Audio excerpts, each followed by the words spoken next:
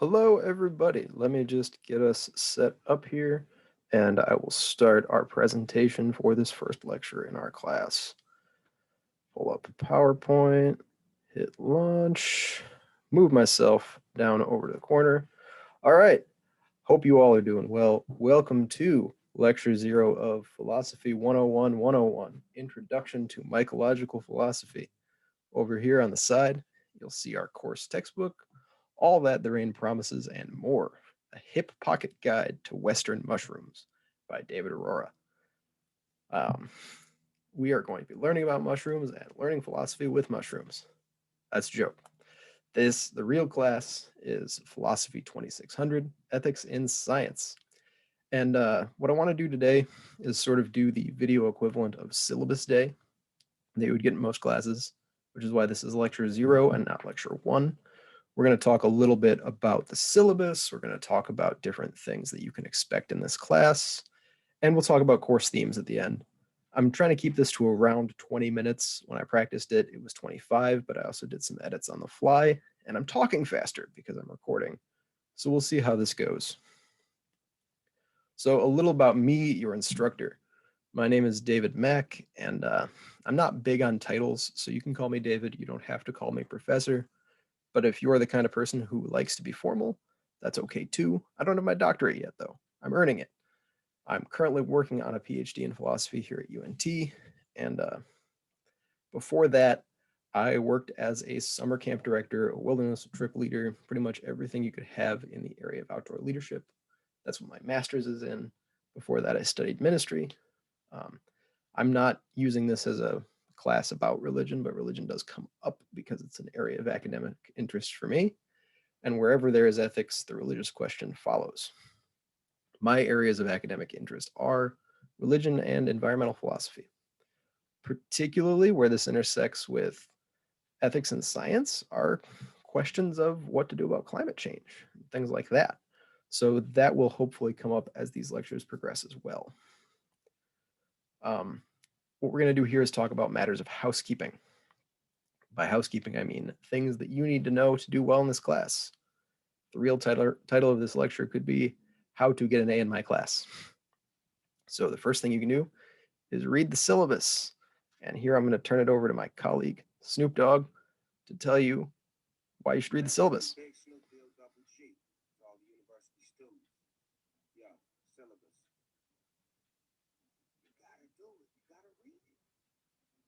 Man, I'm telling you, the more you know, further you go. Tell them Snoop Dogg sent you. Syllabus. I know all about it. Catch up so we can have a conversation. Don't be late. Let's go.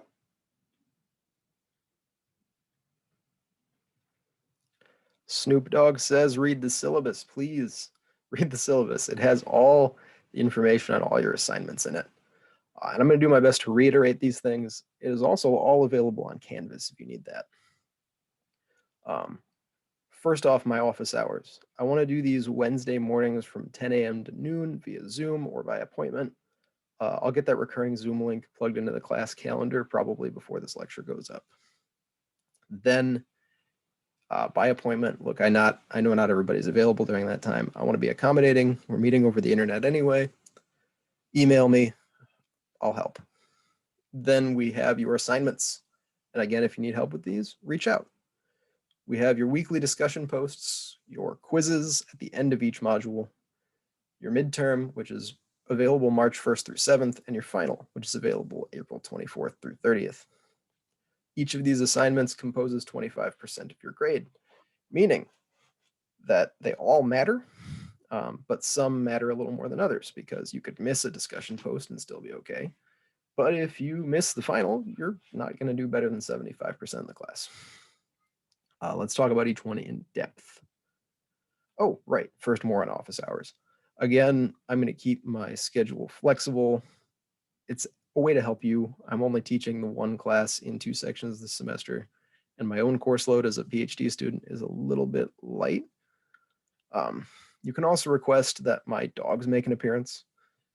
Just to be upfront with you, I need some living subject to deliver these lectures to, and so I'm currently delivering lectures to my dogs who are not being good students. They both fell asleep the moment I started. They might make an appearance occasionally, though, just because I know one of them likes to walk on top of the computer. But the reason I say that they can make an appearance is I understand what it's like to feel like an isolated college student, and I am guessing the pandemic is hard on some of you. And if you just feel like you need to see a living thing that doesn't actually involve academics, they're here. They can meet with you. They're very kind. They don't really understand computers, but I don't know, I'll like hold a treat behind the screen or something so that they can look at you. They are Gracie and Lou, respectively. Gracie's the one on the left. She is a mix of just about everything. I think she's probably half pit bull. She came to our family from an animal shelter pretty recently, and she's got heartworm. She's going to go through treatment for that in a couple weeks now, and she's going to be on a canine version of bed rest, which is going to be terrible for all of us because she is high energy. Then we have Lou, who's sitting next to her there. Lou is a chocolate lab. He's a marshmallow come to life. He's the sweetest dog I've ever met, but I don't know. He's none too bright, but he makes up for it in kindness. Other Zoom office hours things. I will try to schedule a handful of optional Zoom meetups for this class throughout the semester. And one other thing I'm going to do is I'll make a couple of videos that aren't lectures. They're going to be optional, watch, get your questions about the class answered kind of things. Those will probably be scheduled as, I don't know, almost study sessions.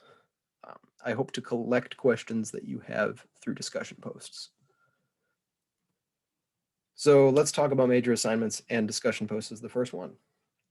These are always going to be posted on Mondays by at least noon. Hopefully I'll get them up on Sundays. My goal is to work further ahead of the dates that I say I will have things posted.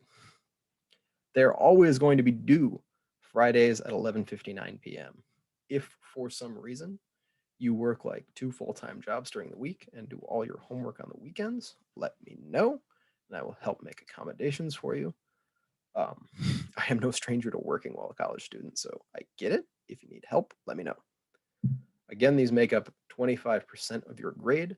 They're graded on a 5-point rubric, which I've recreated here, but it is also available on every single one of the posts. I want you to write 250 words. That gets you a point. Your next point is for one reference to the week's reading or videos. Then you get another point for a reply to a peer, and your post must be substantive, meaning that it is clear you did the reading. Couple things to talk about here. I would prefer that your references are to materials that are not my lectures. Reason being that if we were in class together, you wouldn't reference something that I just said. But you would probably reference books or videos that I had you watch in class, and you talk about what the author said. You wouldn't say, as per what you just said 5 minutes ago. That would be a little weird. That wouldn't count as a reference. Also, responses to peers. These have to be specific enough that it is clear that you read the other person's comment and understood it. What I mean by that is you can't just write something that could apply to anyone. Don't write, "Hey, Jimmy, I really liked what you had to say about blank. I agree." That doesn't get you a point. I'm sorry. If I see this, I'll point it out in a comment that's not visible to everyone. It'll just be a comment on the grading as a way to help you course correct. There are discussion posts every week, so if you don't do well in one, it's okay. You can bury those points pretty easily. Up next, the quizzes. Now, these are posted at the end of each module and are due within 7 days. Example here, the last day of module 1 is January 22nd. I will leave the quiz up for 7 days after that. I hope to get the quiz up a little earlier than the 22nd. If I do, that gives you extra time. Otherwise, quiz will up at noon on the 22nd and is due on the 29th. Again, these also make up 25% of your course grade. There is one quiz for each module for a total of 7. Each quiz is only 10 questions, and quiz questions are multiple choice and are pulled directly from assigned readings and videos. Notice that is bolded and in italics, and I'm covering up part of the words there. There we go. Okay. Quizzes are also open book and are not timed. I'm not using lockdown with Respondus because I'm not an authoritarian and I believe in freedom. I also believe that there is no situation in the world where you are going to be trapped in a room and asked about readings. It doesn't happen. Let me give you an example of how I would choose to write a quiz question so that you can know what to look for. Here's our textbook, Ethics in Science by Briggle and Mitchum. Dr. Briggle teaches in our department. He's a friend of mine. The way I would do this is say I'm looking through our readings for the class. I would see that they have 7 trends listed here. I would probably list 4 of those trends, well, 3 of them, and I'd make up a false one and say which of these is not one of the trends listed by Briggle and Mitchum. In fact, I'll say it now, that'll be the first quiz question. I'm going to put that in there. So now you know what to look for. Then you have the midterm. This midterm will make up 25% of your course grade. It is available for 7 days, March 1st through 7th. I don't think I'm going to get it up any earlier than that. I'll write it earlier than that, but for midterms and finals, the window should be a little more set.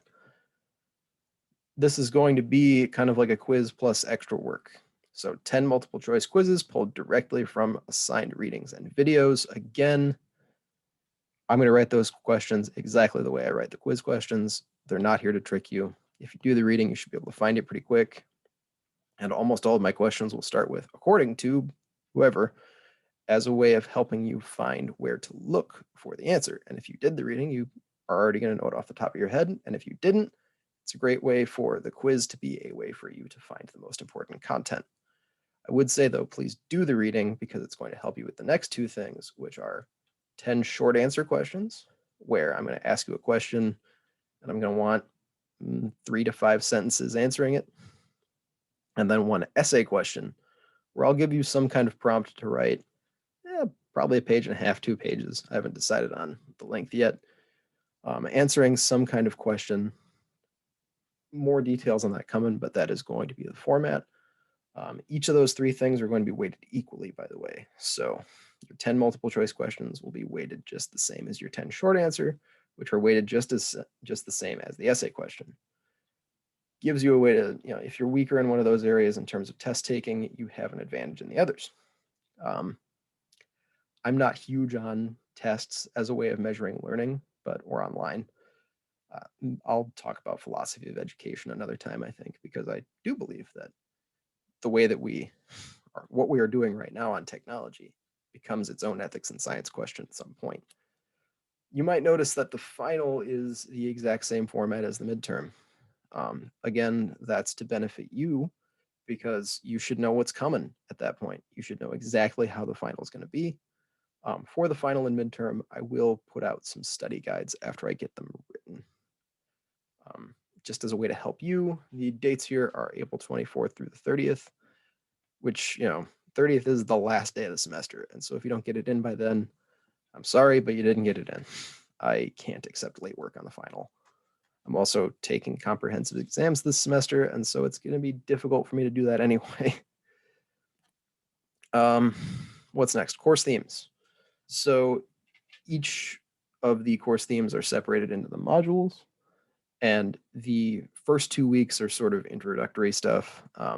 We'll talk about maybe why to study ethics and science next week. We'll talk about it a little today too, just as a means of introduction.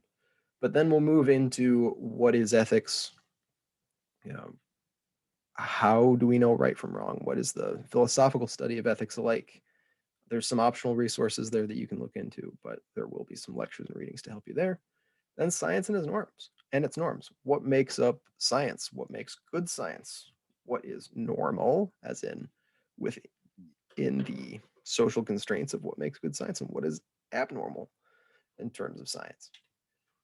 Then we'll talk about the responsible conduct of research, which is a very important question and one that has been done poorly a lot of times. Lots of people who have not been told they were being experimented on, for example.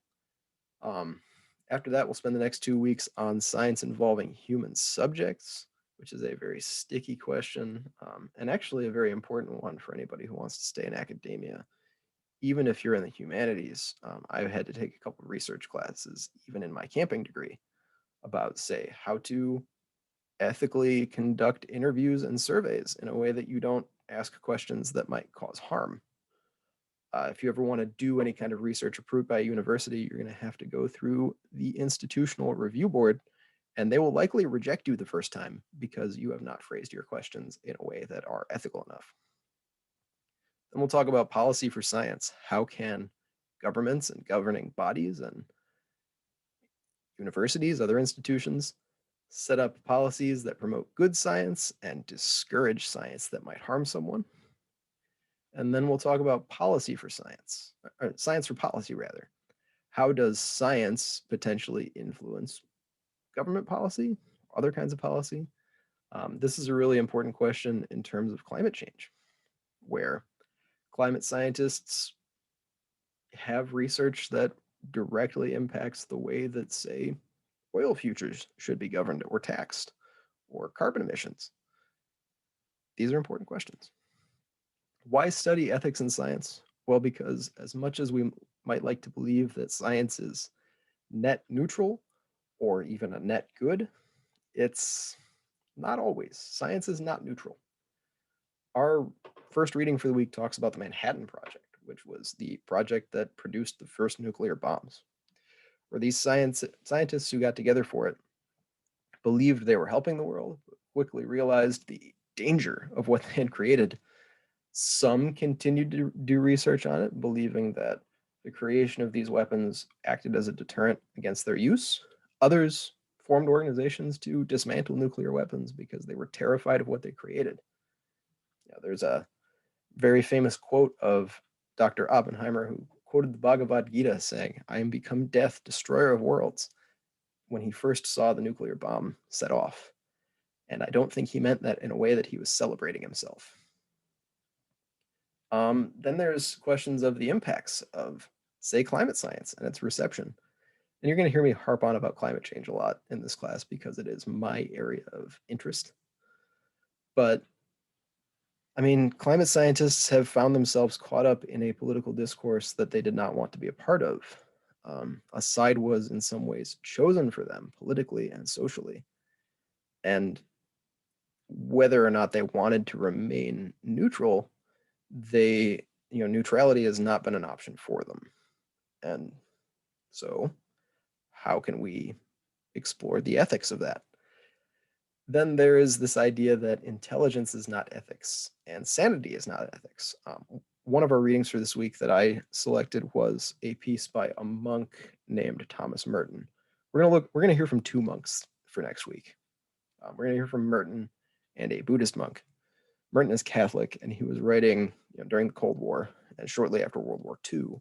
And so he has this piece where he was watching the Nuremberg trials and looking at the disturbing amount of sanity that the people on trial there had. And how was it that they could do such horrible things to other people while remaining sane? Because you can be evil without being crazy, which I think has implications for ethics and science. We will talk about it more next week. Then, other reasons to study ethics and science. Unethical science has a long history, and I would even conjecture to say has been the norm for a lot of science. If you've been in this department for not too long, you've probably heard at least one person talk about how awful of a person Francis Bacon was, and he's the father of modern scientists. And he was a horrible sexist and a horrible racist, and not too good to nature either. He's famous for comparing nature to a woman and then comparing the interrogation of nature to the vivisection of a human body. It's terrifying stuff, and he's the father of modern science. More recently, we can look at things that America has done, Operation Paperclip and MK Ultra. I've only selected two readings for these because there's a lot of bunk and conspiracy surrounding these ideas, but then there's also a lot of true historical fact. I'll give you a little foretaste of what you're going to read about. Operation Paperclip was something that the US military did shortly after World War II. It was a way of recruiting Nazi scientists to come work in the US. They were allowed to keep their wealth and were given nice, cushy paychecks and new identities. Some of them weren't given new identities. They were just out in the open about who they used to be. And they conducted some very horrifying research in Germany and continued it in America. Should also say that it was not just Germans that were brought over. There were plenty of Japanese scientists too. And they had American students who then worked for them. This terrifying science, a lot of it being chemical and rocket research, led to the deaths of American citizens. I've got two listed here. First is a guy named Harold Blower. He was a professional tennis player who was suffering from depression, went to a psychologist who was working for the US government on the sly, and was given an experimental hallucinogenic drug, was given an overdose, and promptly died while under this man's care. And he was really one of the first American citizens to be killed by the government in this way. Then there's the story of Dr. Frank Olson, who was an American working for the CIA. He was conducting chemical research of his own, but he got invited on a camping trip by his boss, a guy named Sidney Gottlieb, and was dosed with LSD as an experiment. And from this, he suffered a kind of psychotic break and was found dead a couple weeks ago. Not a couple weeks ago, a couple weeks later, rather. It's unclear if he jumped through a window or if he was thrown. Then there's the participation of the American Psychological Association and how they approved of, gave advice for torture. One of the pieces we have for this week is in the journal Nature, which is pretty much the science journal. It's short, it's like a page, it's an op-ed, but the history there is pretty accurate. There's also many unresolved ethical questions in science today. Example, animal testing and animal rights. There are places in the world where plenty of scientific testing is done on animals. Causing them pain, causing them discomfort, and there are lots of people who would say, yeah, that's unethical. We shouldn't be doing that. So how do we explain that in terms of ethics and in terms of science so that it could be ended? How do we ethically test things without jumping directly to human subjects? Surely you'd want to test, say, the COVID vaccine on bats and rats before you test it on humans. But how do you do that in a way that isn't animal abuse? So we'll explore that later in the course too. Things that are identified in our textbook, reasons to study ethics in science, are these 7 overlapping trends. First, science is increasing in power. Through scientific research, we have increasing power over the human body, the human mind, and the environment that we all live in. And, with this comes threat and risk, sometimes not always known initially. Another example from the world of climate change is, climate change itself. The people developing technology based on oil in its beginning could not imagine the global environmental impact that it had. There was one guy who sat down and did the math on it, but he was not listened to. And so how do we do ethical science in a way that maybe predicts the worst that could happen? Because with greater power comes greater risk. To quote Spider-Man, with great power comes great responsibility. Then we have human and animal research subjects, which we talked a little bit on the last slide. How do you do research on human beings, and how do you do it in a way that is not so horrifying as what has been done in the past? We'll read about Tuskegee and how it was just one of the scariest things that's ever happened on American soil, which leads well into scientific misconduct. There have been plenty of studies that have been done that would not be allowed today, where people have not been told what experiment is being done on them, or not told that they're being experimented on at all, or people who have stolen research. Shifting gears a little, there's the commercialization of science. What does it mean when, say, a vaccine or a piece of technology that could benefit everyone on Earth can be copywritten, can be owned by a corporation or a person? How do we navigate that ethically, where your life might depend on research done by someone else that they then own and can charge whatever they want for it? Then there's, science in political and cultural controversy. A good example here would be cloning, and that'll be one that we'll talk about.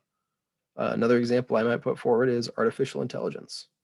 If any of you grew up watching Star Trek like I did, this is one of the classic questions that they ask. Is Commander Data a human? Is he a living being? Does he have rights? And that's something I'm very excited to explore with you later in this class. Then there's questions of science and technology. Technology is ever pervasive in Western life, especially in academia right now. I mean, everybody is watching this video on some form of computer device. And what counts as a scientific innovation here is not always clear, but one we might point to is social media. Social media has turned out to be, since its inception, a breeding ground for fascism. And that's terrifying. But then how do we ethically govern that? How can we? How can we police that while still living in a free society? And then what is ethical when done in a digital world, therefore not a real world, that is not ethical in a physical world? And that's an interesting question to ask. Some of you might play video games, for example, and there's a lot of violence in video games, and that does not lead to violence in the real world. But are there ethical considerations there? I don't have answers to these questions, but I'm hoping we can explore them together. The big point, as per our book, science is such an integral and important part of society that can no longer be, if it ever were, a refuge from ethical issues, challenges, and ambiguities. It's from page 10. In other words, the stakes are high, so we better think about them well. If I were somebody who was going to take a quiz, I would probably remember that quote. Just saying. Here's what I want you to do for next week. There's this video by Master Shiheng Yi. I want you to watch that. I want you to read this Merton piece. Again, it's pretty short. It's like 4 pages. Then there is a chapter of a book that you can find as an ebook through the UNT library. The chapter is on Operation Paperclip. It'll give you more information on the science that was done there, the people involved. It's a case study in unethical science more than anything else. Then I want you to read this piece in Nature about the APA and torture. It's short, it's a page. And then watch lecture 1, which I'm going to record right after this one. If you have never navigated the ebook section of our library, please email me and I will give you a tutorial on how to do that. Actually, let's just do that now. So, still sharing the screen, and I'll pop myself up here again. So, say I wanted to find that ebook. Here's what I'd do. I would grab The Tragedy of American Science. Then I'd go here, I'd go to our library. Actually, that's an incognito window, so we don't need that. All right, so I'd go to the UNT library.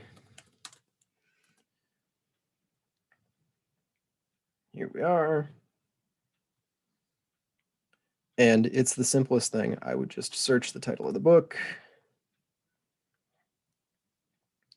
Comes up over here in books and more.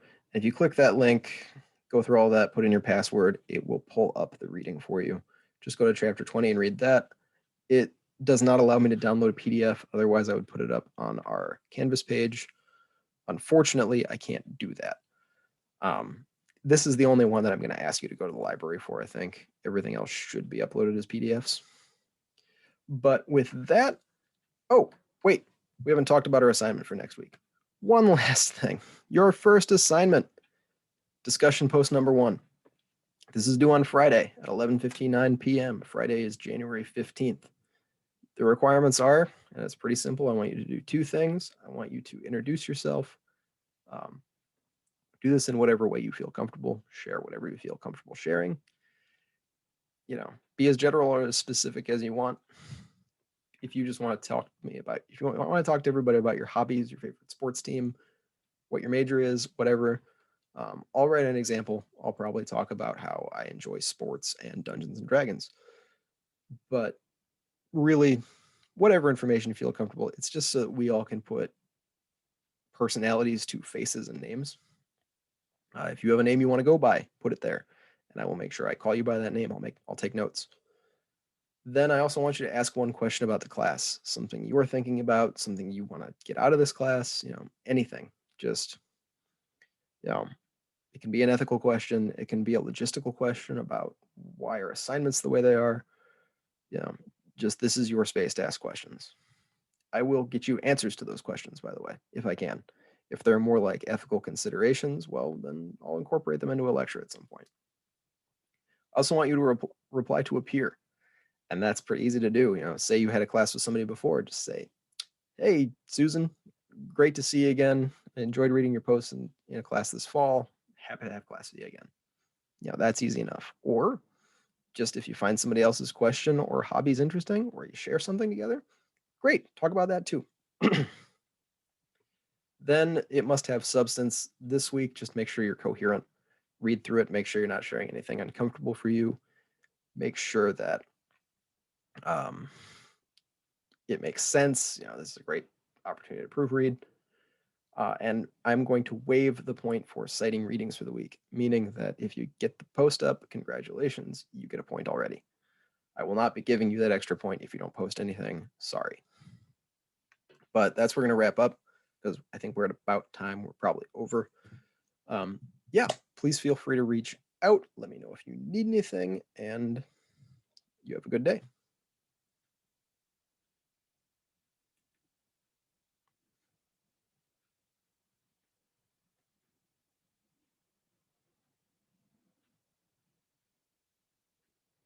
How do I pause this? Technical difficulties. Okay, stop share. There we go.